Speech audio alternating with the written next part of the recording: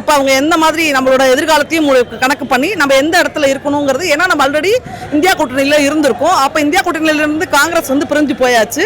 நீ பார்லிமெண்ட் எலெக்ஷனும் வருது. அப்போ நம்ம யாரும் எப்படி இருந்தாலும் நம்ம பார்லிமெண்ட் எலெக்ஷனில் வந்து நம்ம இந்தியா கூட்டணி கூட தான் இருக்கணும். அப்போ காங்கிரஸ் தான் நம்மளோட தேர்வாக இருக்க முடியும். இப்போ மூணாவது ஒரு பெரிய கட்சி வந்து தேசிய கட்சி நமக்கு இல்லை. அப்போ நம்மளோட சாய்ஸ் வந்து இந்தியா கூட்டணி காங்கிரஸ் தான். அப்போ நாளைக்கு நம்ம காங்கிரஸ்க்கு போகிறதுனால அந்த மாதிரி ஒரு முடிவு தான் தலைவர் எடுப்பார் நான் நினைக்கிறேன். எனக்கு தெரியல நாளைக்கு அந்த உயர்நிலை, ஏன்னா உயர்நிலை குழுல நான் இல்லை. தலைவர் என்ன முடிவு எடுக்கிறார் நாளைக்கு தான் தெரியும்.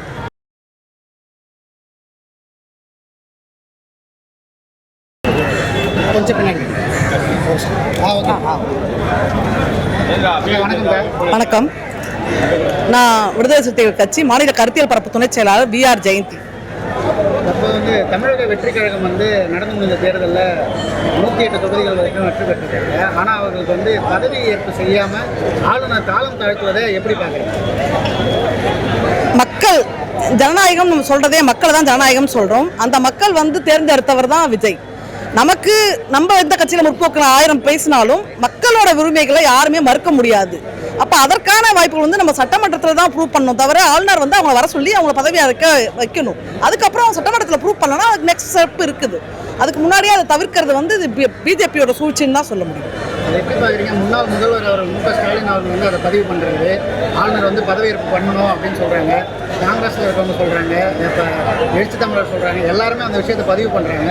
ஆனாலும் அவர் மீண்டும் சந்தித்த பிறகு அதை பண்ண முடியாதுங்கிற மாதிரியே சொல்கிறாங்களே, அது என்ன காரணம் நினைக்கிறீங்க? அரசியலே வந்து பேரம் பேசுறது, அந்த ஒருத்தவங்க காலை ஒருத்தவங்க வாடுறது அப்படின்னு நிறைய விஷயங்கள் நடக்கும்னு கேள்விப்பட்டிருக்கோம். அது நம்ம தமிழ்நாட்டை பொறுத்தவரை அவ்வளோ பெருசாக நடந்ததில்லை. இப்போ இந்த வாட்டி நடந்துருமோன்னு பயமாக இருக்குது. ஆக்சுவலாக நீங்கள் என்ன ஒரு விஷயம் அந்த மாதிரி தவறாக நீங்கள் முடிவு எடுத்தாலும் மக்கள் பார்த்துக்கிட்டே இருக்காங்க. இப்போ இன்னும் உங்கள் கையில் அது இல்லைன்னு நீங்கள் நினச்சிக்கிட்டா கூட மக்கள் சும்மா நேரம் பார்த்து கரெக்டாக அதுக்கான பதிவை அவங்க கொடுப்பாங்க. மக்களுக்கு ஒரு வெறுப்பு இருக்குது அப்படின்னா அந்த வெறுப்பை நம்ம மதிக்கணும். அவங்க என்ன அவங்க தேர்ந்தெடுத்ததுக்கு வாய்ப்பு கொடுக்கணும்.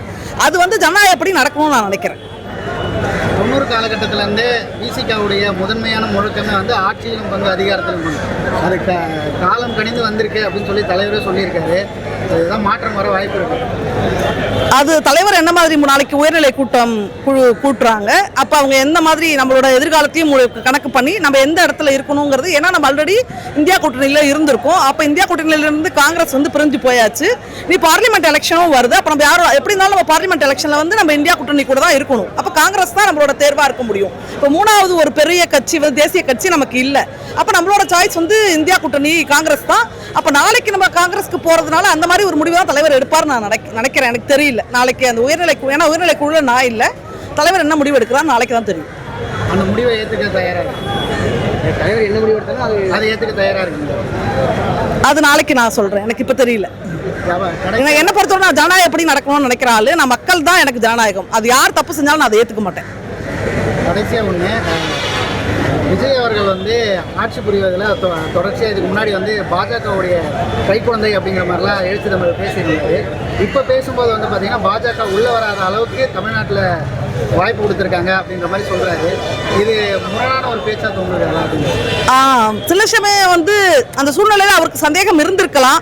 இப்போ அது இல்லைன்னு ப்ரூவ் பண்ணது எப்படின்னா, இப்போ காங்கிரஸ் கூட போய் அவங்க நிற்கிறாங்க இல்லையா. ஏன்னா இந்த மாதிரி ஒரு சூழ்நிலை வரும்போது அவர் ஈஸியாக பாஜக கூட ஓகேன்னு சொன்னாலே இப்போ எல்லாமே அவருக்கு ஈஸியாக ஜனநாயகன் படம் ரிலீஸ் ஆகிறதுலேருந்து இன்னைக்கு பதவியேற்புலேருந்து ரொம்ப பிரம்மாண்டமாக நடந்திருக்கும். அதை அவர் மறுக்கிறாருன்னா அவர் என்காரணம் கொண்டும் ஏடிஎம்கேவையோ பிஜேபியோ சூஸ் பண்ணலங்கிறதான அங்கே ப்ரூஃப் ஆகுது. அப்போ அவங்க கொள்கை வந்து காங்கிரஸ் கூட தான் நிற்கிறாங்க. அப்போ அது நேர்மையான விஷயம் தானே. அப்போ தலைவருக்கும் அது வெட்ட வெளிச்சமாக ஆயிடுச்சு இல்லை.